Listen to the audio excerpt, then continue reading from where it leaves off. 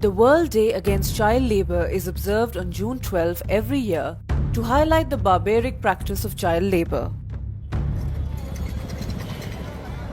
The day not only focuses on the suitable environment required for the children to grow and prosper, but also provides an opportunity to gain support from governments, civil society, and media to participate in the campaign against child labour.